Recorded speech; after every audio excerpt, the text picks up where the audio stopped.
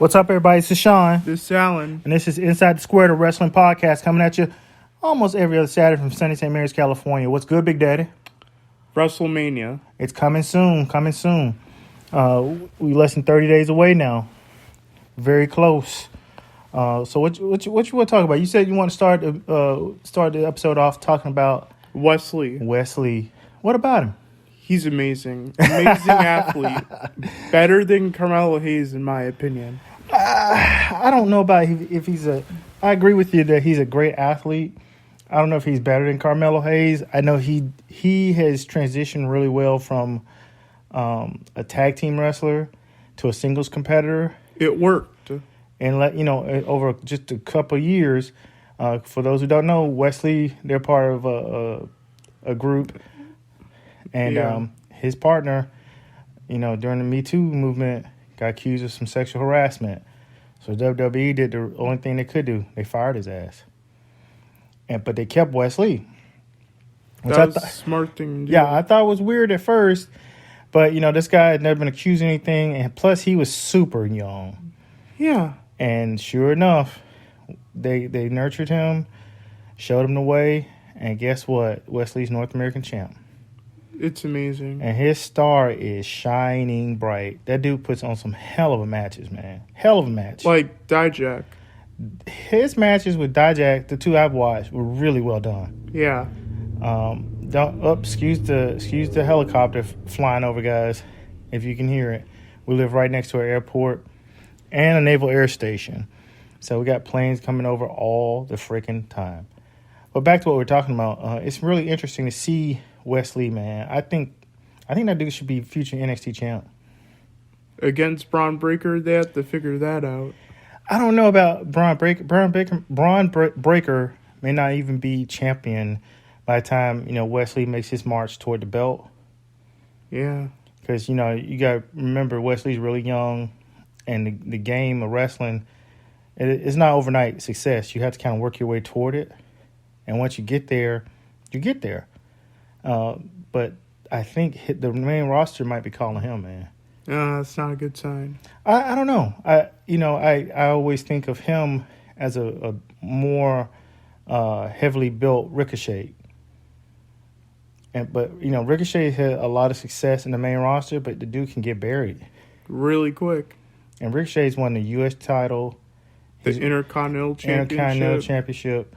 And he was also North American champion too.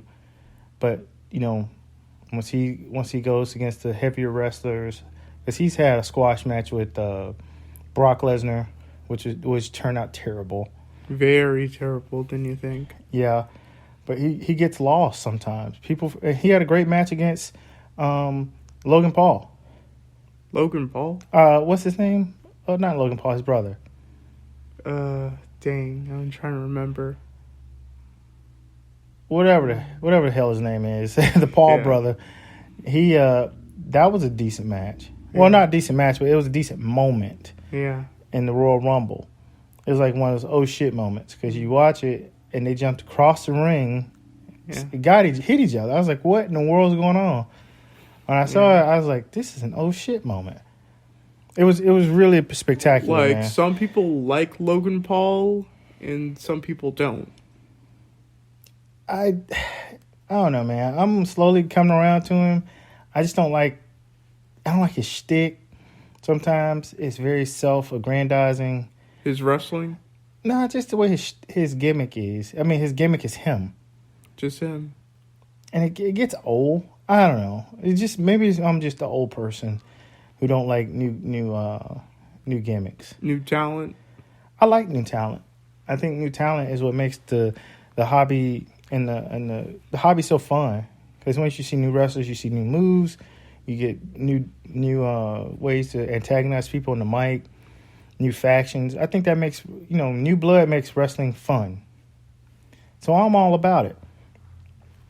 A little bit of news, stuff and things.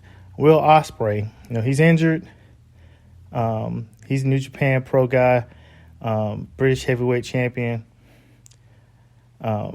He's injured pretty badly, apparently. Very injured badly. Very badly injured. very close, Alan. You almost said it right, Big Daddy. Yeah. You're funny. But I didn't realize how old he was until I looked him up. The guy's only Will Ospreay. How long do you think he's been wrestling?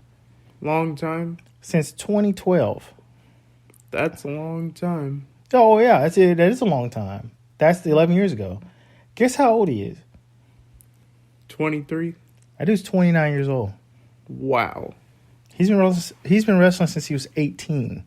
Teenager. And he's the longest reigning British UK heavyweight champion ever. I did not know that. Yeah, a lot of people don't. And it's kind of weird that this guy's just 29, out here in the indie circuit killing it. But it also makes you want to ask the question, is he wrestling the prime of his career right now? Yes, he is. In the indie league? And will he ever get to WWE? I think maybe not. But, we say that, but does he even care about getting to WWE? No. A lot of wrestlers from different places, they don't want to come to America. No. They like the money, they like this and that, but at the same time, they don't like the country. No, they don't. And I can't... Can't blame them. I can't blame them. Sometimes America's great, sometimes America's, one of those places you kind of, it's a dangerous place. A dangerous place. It's got disposable culture. But, with him, I'm curious because he has the talent. He has the mic skills. He has all these intangibles. I think he'd be a WWE superstar. He would get buried. You think so? Yeah, he would get buried. I don't think so, man. I think he's generational talent. Let's see what happens when he comes back from his injury. I wish, we at Inside the Square never would try to poke fun at someone's injury ever. Because, these men and women, they have families, they have careers, they have goals just like we do. And, wishing bad on someone is just not the right thing to do. So we hope he gets better. We don't know him from Adam, but at the same time, we don't want anything to happen to him. Moving on to Josh Alexander. He's also injured. He just recently vacated his Impact World Heavyweight Championship. That is crazy. Isn't that crazy? Yeah, it is really crazy. And that's a belt that he fought really hard to get again. And he's been the longest reigning Impact champions ever. And also gives you pause too, because not only is Josh Alexander vacating the title, but he's also, guess what? He's Impact's best wrestler. He's really good. He's probably been their best wrestler for the last 4 or 5 years. And the biggest thing that he always wanted to do and be was an Impact World Heavyweight Champion. Straight up it. Yeah, that was, and he could have went and chased the money somewhere else. Yeah. And he still might go chase the money somewhere else. But he's at this. He's a little bit. He's still in his prime as a wrestler. And he is incredible. Incredible in the ring. Incredible in the ring. Good talker, too. He had a really good match with Bully Ray. Yeah, and he doesn't have a lot of bad habits. He has his wife, his kids, and the dude is very based. He goes in the ring, he wrestles his ass off, puts on a show for people, and stays out of trouble. He stays out of trouble, yeah. So it's weird to see that, he's vacating it for injury. I hope he comes back soon. It's going to be Steve Macklin versus Kushida. Yeah, that will determine the Impact Heavyweight Champion. It might be Kushida. It might be. I don't think it's going to be Kushida. And the reason I don't think it's going to be Kushida is because, Impact's an American-based company. They cater to a certain demographic. And I think Steve Macklin is going to be champ. I think that's a little problem. He worked his way up. He did. He's been at Impact for years now. I still think it's a little bit problematic. Yeah. With his Forgotten Son shtick. They should have done Rich Swann versus Steve Macklin. I agree. But like I said, Impact caters to a certain demographic. Yeah. And like I said, Macklin is problematic, but he's like the champ that, kind of would embody that company. To do his Forgotten Son stuff and catering to, you know, these certain demographics. When I say certain demographics, you know, I'm not going to sugarcoat it. I mean white folks. He kind of goes the right wing craziness, and people like it. People like that persona of him. You know, he's kind of changed it, you know, since he's been in Impact Wrestling under his own name. But, you know, I ain't forgotten son that gimmick. I didn't like it then, and I don't like it now. Yeah.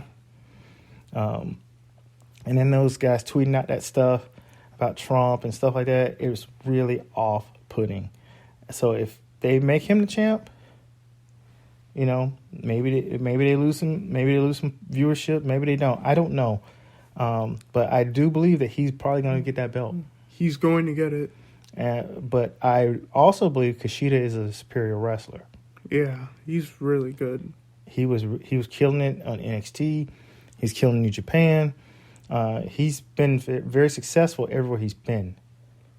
Everywhere. Because he's a good wrestler. Really good wrestler. His mic skills are not the greatest because he's not a native English speaker, but he's good. Really good. And that's another reason I think that Macklin is going to win the belt. He is going to win the belt. I think he will too. And, you know, and like I said, I don't know Steve Macklin from a can of paint, but I've seen some of his matches. He's really good talker, good in-ring performer. But like I said, the intangibles, I don't like. No way. No way. Another bit of big news. Trinity Fatu, also known as Naomi, she has officially been released from WWE. Wow. I saw this one coming. Yeah, we saw it coming from a long time ago when they dropped those belts. Now Mercedes Moné is in New Japan Pro, killing it. She's their women's champion. I wonder if Naomi's going to go over there. I think she is. She was over there when Mercedes Moné won that belt. Won it. Yeah, when she won it, she was there. Bayley was there too. So, man, I don't know, man. I think Naomi would be killing it over there, but I also think she'd be killing it in AEW. AEW, that would be better. I think it'd be better too.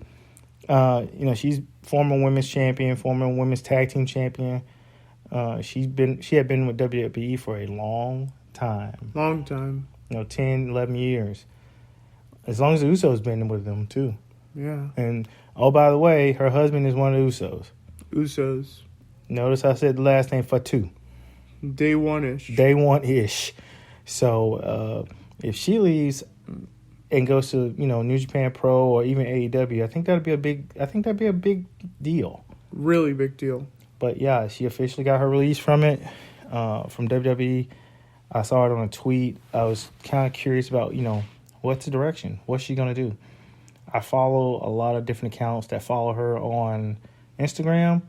So we'll see. Where do you think she'll go? Maybe AEW. I think she'd be good at AEW. Yeah. They need a big name. Yeah. Like her. She's a big name, man. Yeah. And she has a loyal fan base too. I also think she'd be good in New Japan. She would win the title really quick. I don't think so, man. I think Mercedes Moné is going to be the champion over there for a while. Long time. Or at least because, you know, Tony Khan, unless he come a calling and say, hey, I got this stack of money, here you go. Ugh, that's going to be tough. And he could. He's going to do it. I don't know. He's saying a lot of provocative things. I don't know, man. It's interesting. We'll see what happens. Another big development, you know, what do you think about Braun Breaker versus Carmelo Hayes? That's going to be a banger of a match. Who you got? Carmelo Hayes. I don't know, man.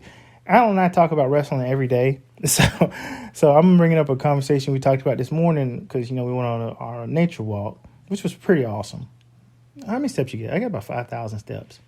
I think I got 5,000 steps too. We're killing it. Yeah. We're killing it. But, yeah, I think that it's a bigger financial decision for WWE if they take the belt off of Breaker. That's probably a good idea. Because Breaker has a big fan base. Like, people don't want him to lose that title. He's a bro, man. He's like a bro. He's like the dude like fishing. He plays football. He's really good mic skills. And he's like he's like a bro, and he's he's a legacy wrestler. Legacy. He's one of the Steiners. Scott Steiner. Yeah, he's one of the Steiners. Yeah. Let's not forget that. We buried the lead. He's a Steiner. His dad was a wrestler. His uncle was a wrestler, and they were probably the greatest tag team we've ever seen. At least I've ever seen in my lifetime. I'm older than most of the people who probably listen to his show, but the Steiner brothers, whether you know it or not, they were fantastic. And later on, Scott would go on to have a crazy career in WCW, the Big Papa Pump. He won WCW Heavyweight Championship multiple times. Very talented, like amateur background wrestlers too. And I'm telling you, they changed the way you look at tag team wrestling. They just did. So I think and Breakker has some of that in him. He had that dog in him. He does. So I'm curious to see how that's gonna flow if Hayes beats him. Like, people would get mad at Carmelo Hayes. You think Carmelo Hayes has worked his way up to that level to beat it? Yes, he did. Why? Like, Shawn Michaels was planning on it, since last year. But why Carmelo Hayes, man? Because he has it. I don't know, man. I like him. I'm not sold on him. I think Breakker's the better champion. I do. I think Shawn Michaels is gonna pull the trigger. I don't know, man. Part of me don't want him to win it. Part of me thinks he should win it because Breakker's had it. He's won the championship twice now. Yeah, this is the longest reigning NXT champion. Yeah, this is the longest reigning NXT champion ever. Yeah. So he won it after WrestleMania. So I'm curious to see what they're gonna do. Moving on, Bully Ray. The dude is he's had a second act in his career now. Amazing run. He's done a bunch of stuff now with NWA, helping Tyrus beat Matt Cardona, in Impact. Him and Tom. He helped Tyrus? Yeah, he helped Tyrus. I said that too. I was like, this is weird. Why did he help them? You asking the wrong dude, man. But he helped him. He helped to win. I was like, against Matt Cardona. Yeah. Matt Cardona should have won that belt. Now he's Bully Ray's feuding with Tommy Dreamer in Impact, which is wild as hell. Yeah, they feuded before. Because he's having a running feud with Mickie James, rather, who's also having a crazy second run feud. I'm saying she's had a second resurgence in her career, man. Yeah, now she's injured. Yeah, she's injured now, but I'm telling you, man, she's been killing it. Really killing Knockouts champion a couple times. Jordynne Grace injured her. Yeah, Jordynne Grace is a really good wrestler, man. But why is she so dangerous in the ring? You know what, man? I always wonder that with some of the wrestlers. I think it's not necessarily a lack of training or nothing like that, because they get hundreds of hours of training. I think it's speed-wise. I should say hundreds, thousands of hours of training before they go in that ring for the first time. And they've been doing it. Jordynne Grace is not new. No, she's been doing it for a long time. And she's really good. I don't know if it's I think it might be a nerves thing. Because we said the same thing about Ridge Holland when he injured Big E. Yeah, that was on accident. Yeah, it was an accident. Accidents happen. But you grew on Ridge Holland. Ridge Holland he's going back to Ridge Holland, he's kind of sold me because he's a safer worker. Yeah, he tries to be safe. He does. And he has a really good ring presence. If you like to see a big dude who can move, he's that dude, man. He is that dude. He's that dude. And he's fun to watch. I like him with Sheamus, the bruiserweight and too. Butch. Yeah, really good wrestlers, man. But going back to Jordynne Grace, I think Jordynne Grace is really good. She's really good. I just don't know, man. I like Mickie James. I think that Mickie James should have still been in WWE. Yeah, they should have went that climb push. And I think sometimes, and I've addressed this before, I think sometimes WWE is a little ageist. I gotta agree with you. Especially with this is my opinion. Please do not come at us. Yeah, don't. Yes, like my son said, don't come at us.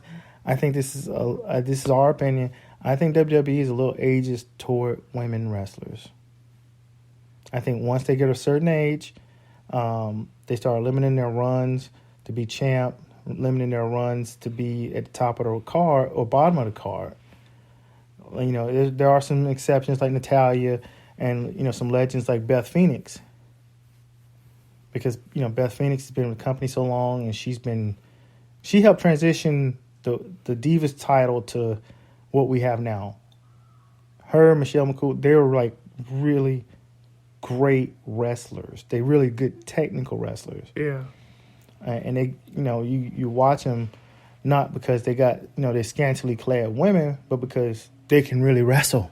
They can really wrestle. They can really wrestle. And they can tell a story in the ring. So it's kind of odd to see them push out people like Mickie James. Not necessarily push him out, but, you know, kind of, you know, discriminate is a harsh word. I don't know what a good word to use for that is.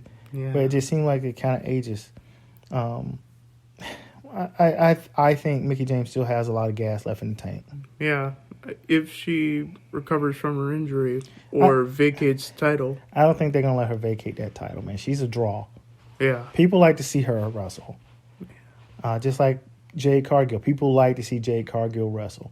She has a huge fan base. She's a huge fan base. Yeah. But she's getting into the realm of Goldberg now. Yeah. With the streak. And then being like she's so unbeatable and this and that. I like her gimmick. In ring, she's kind of still rough. Yeah. And we don't say this from a place. She's still learning. Yes, exactly. And we don't say this from a place that, you know, trying to critique a champ or trying to critique a professional wrestler. Mm-hmm. But we've watched enough, you know, we've watched thousands of hours of wrestling too. Yeah. And I can tell you, she's still rough. Yeah. Like Taylor Valkyrie is an Impact. I meant like AEW. Yeah, and it's funny because she transitioned from, you know, she's been around she's been around for a long time too. Really long time. She's been in NXT. She failed at NXT. Let's just say failed. She just didn't work out at NXT. No, she's been in NWA. She's been in Ring of Honor. She's been in Impact multiple times, and now she's in AEW. Taylor Valkyrie's a decent wrestler. She is. I don't think she's been given a chance, especially in WWE. The push. Yes, I don't think she's been given the right push in WWE NXT to succeed. I hope AEW does that for her. Because she technically, in NXT, I think she only had like 1 or 2 official matches.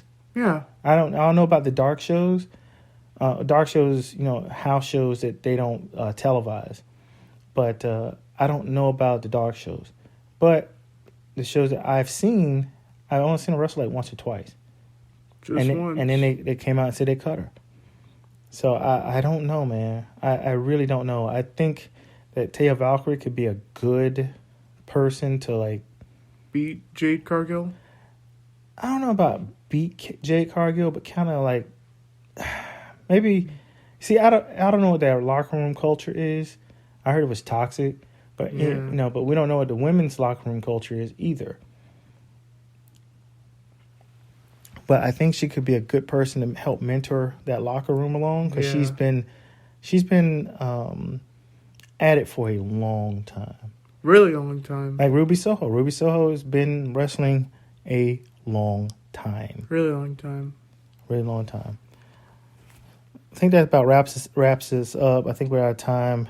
You got any last shots? Please, Cody Rhodes, dethrone Roman Reigns. And like that, we're out. Thanks, guys. Bye. Bye.